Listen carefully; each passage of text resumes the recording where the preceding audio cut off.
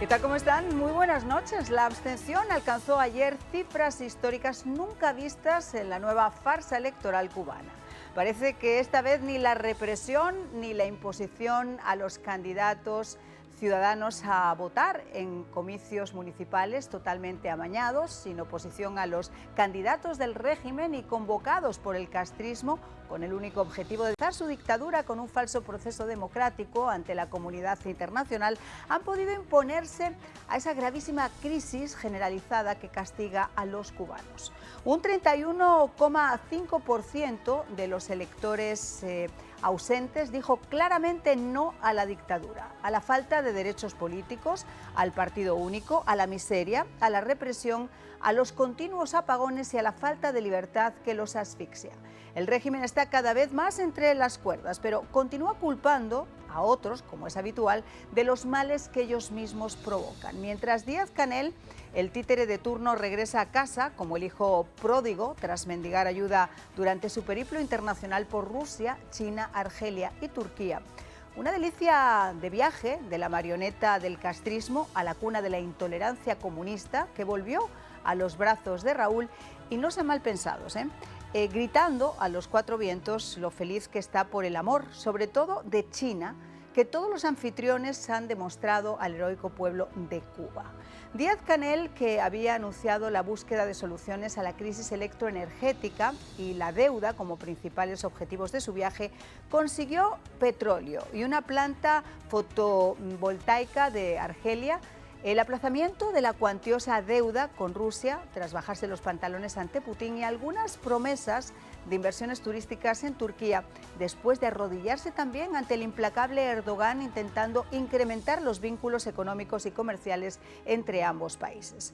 El mayor logro de su gira quizás se produjo con China, con la firma de 12 documentos con el Partido Comunista Chino para poner en marcha planes de cooperación económica y comercial y el donativo de unos 100 millones de dólares al pueblo cubano.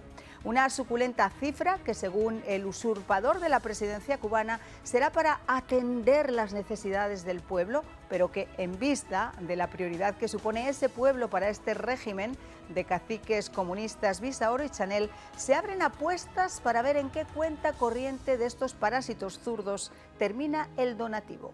Porque eso sí, siempre habrá embargo y a Estados Unidos a quien culpar.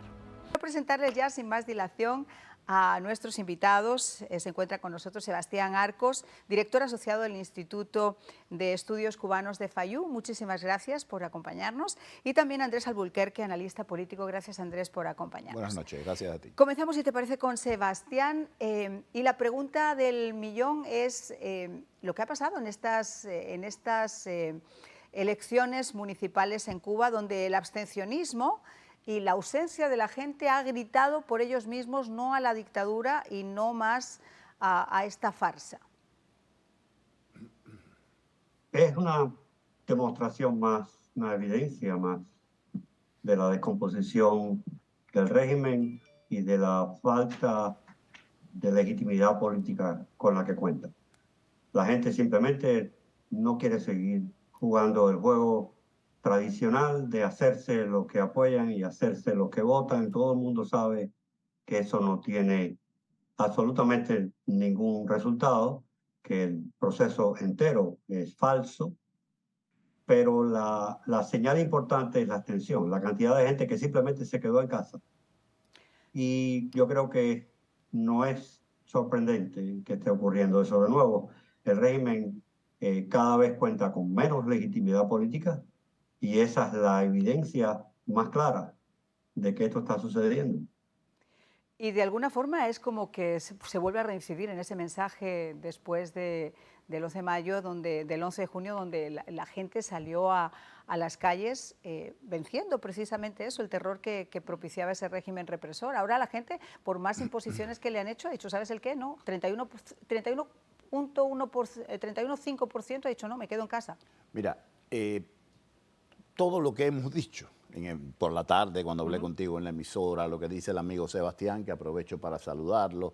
Es decir, todo lo que decimos, todo es cierto.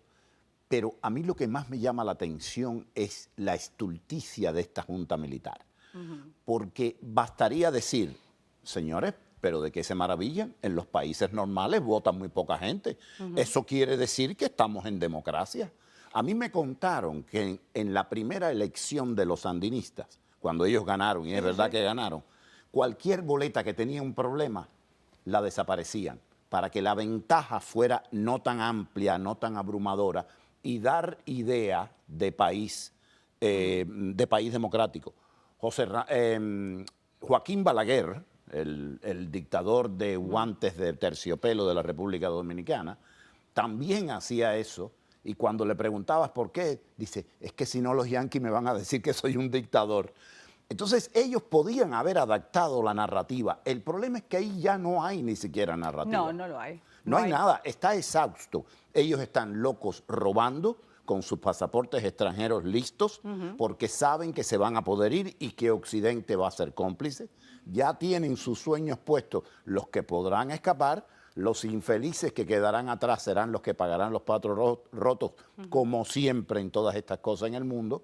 Y veremos si este pueblo se puede reponer después de este gran desastre, porque el daño antropológico ha sido insospechable.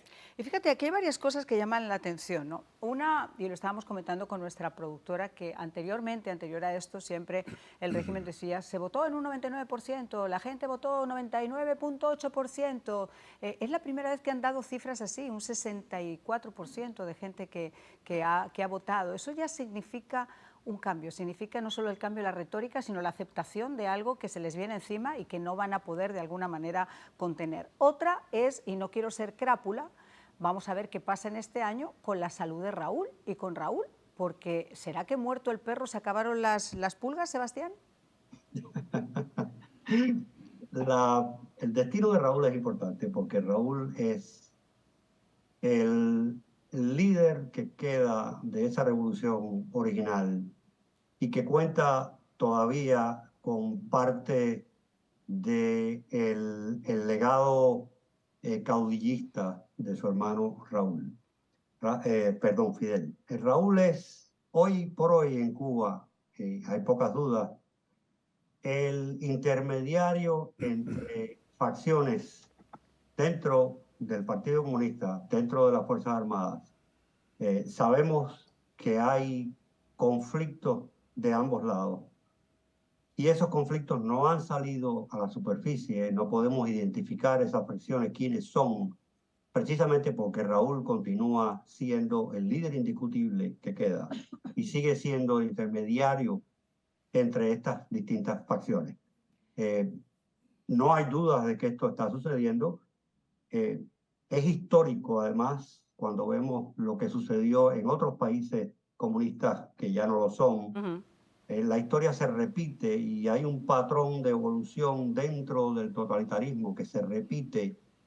Y en el caso de Cuba, lo más probable que suceda es que una vez enterrado Raúl, estas facciones, estas fisuras dentro de la élite del poder van a salir a la superficie y vamos a poder identificar entonces a los que son reformistas, a los que son de línea dura, a los que quieren la variante china, a los que quieren la variante de Putin, en fin. Ahí es cuando veremos efectivamente, más claramente, qué es lo que puede suceder. Porque una vez que el partido se fractura, y es importante repetir que hoy por hoy el partido en Cuba sigue siendo unitario, o por lo menos la apariencia sigue siendo unitaria. Pero una vez que el partido se fractura, este tipo de régimen termina. Y sucedió de nuevo, sucedió en Alemania, en Hungría, en Polonia, en Checoslovaquia, sucedió una y otra vez en países que tenían regímenes similares. Raúl, ¿qué les parece si escuchamos al hijo pródigo? Encontramos ya acciones concretas de reestructuración de la deuda que teníamos con esos países o acciones concretas para de inmediato reestructurar la deuda. O sea, hay una disposición y de hecho ya hay una concreción para comenzar a reestructurar la deuda y lo que nos da a nosotros facilidades de pago que nos permitan avanzar y no tener ralentizado un grupo de proyectos y un grupo de negocios en materia de las relaciones económicas, comerciales y financieras. Bueno, ¿por dónde comemos esto, Andrés? Ellos van a vender el país y ya lo están haciendo a trocitos, a tiritas. Como decimos en España, llave en mano.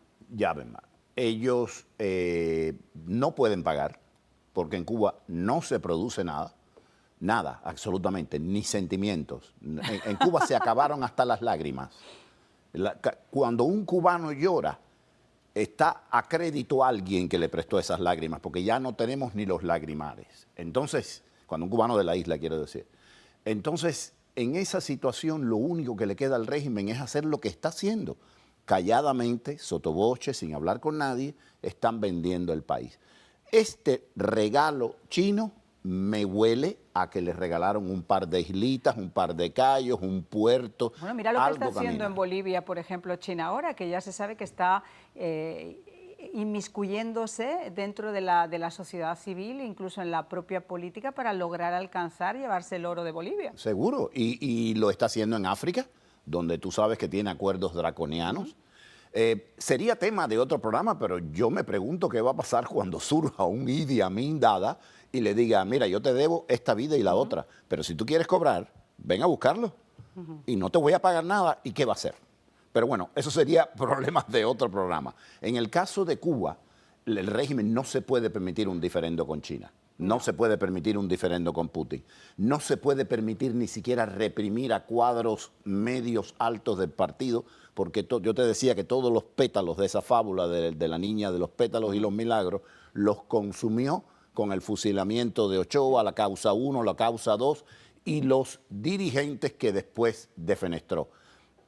Raúl tiene que actuar con mucho tino. Es una persona de una salud muy quebrantada y ya la gente está corriendo a posicionarse, pero con mucha discreción, y yo concuerdo con Sebastián que en la apariencia desde fuera se ve un monolitismo, pero se perciben grietas. No, mira lo de ¿cómo se llama? López Calleja, en el funeral de López Calleja, y ahí se veían monolíticos, pero con ciertos quebrantos, ¿no? Como dice la canción. Pero además, Cuba tiene un primer ministro. ¿Por qué esta gira no la hizo el primer ministro? Es un problema netamente económico más que diplomático. Si tú me dices que era a la inauguración de un presidente, de un rey, sí tiene que ir Díaz-Canel porque es el jefe del Estado. Pero el jefe del gobierno, el que hace el día a día, ¿por qué no estaba en estas conversaciones? ¿Por qué no fue él quien las dirigió?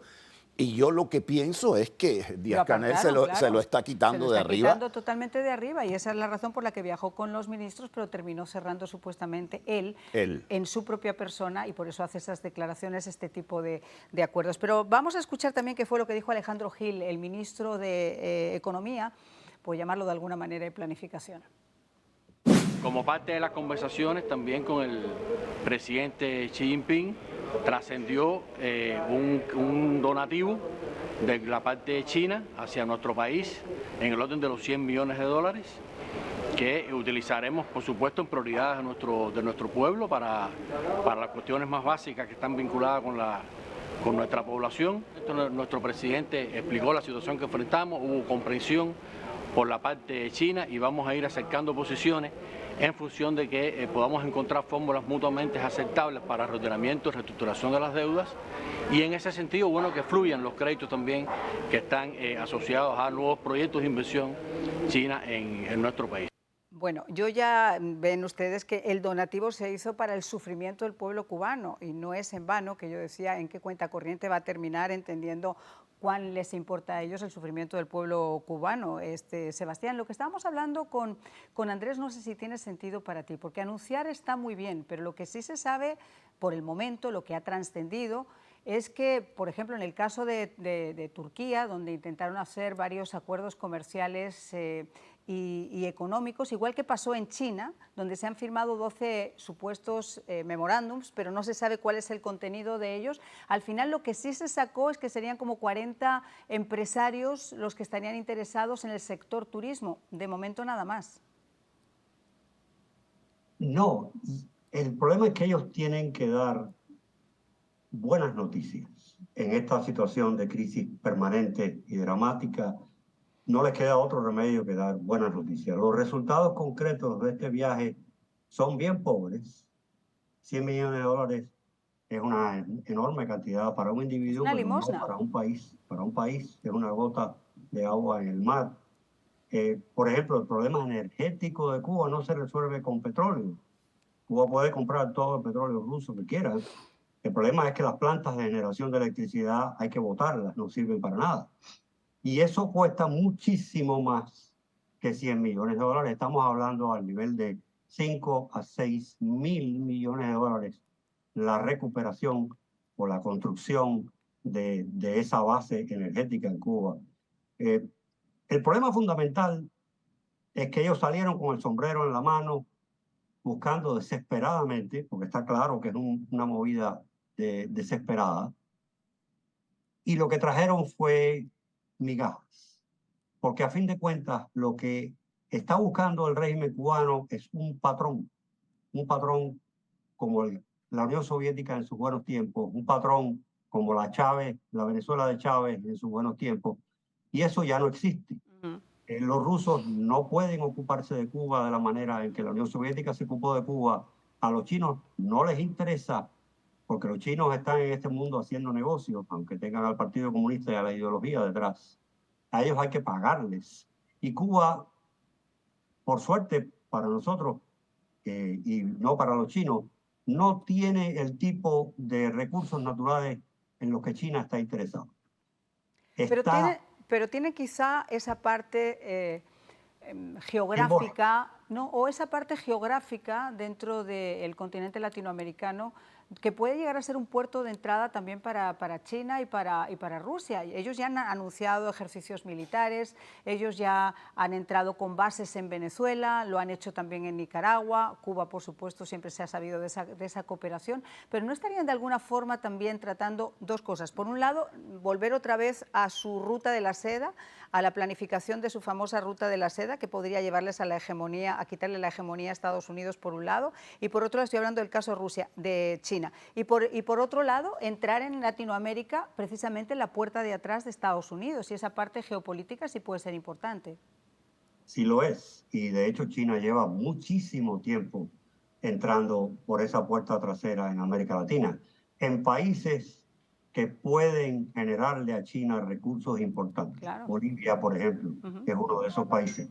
Cuba no es uno de esos países. La importancia de Cuba, tanto para China como para Rusia, es una importancia más simbólica que de otra cosa. Militarmente, Cuba no puede convertirse en una fortaleza china o en una fortaleza rusa. Los rusos han demostrado esto ya claramente hace mucho tiempo.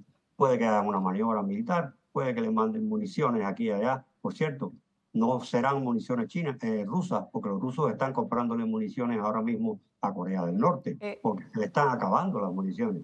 El problema fundamental es que Cuba no puede encontrar otro patrón que la sostenga de la manera en que la sostuvo la Unión Soviética y después Venezuela.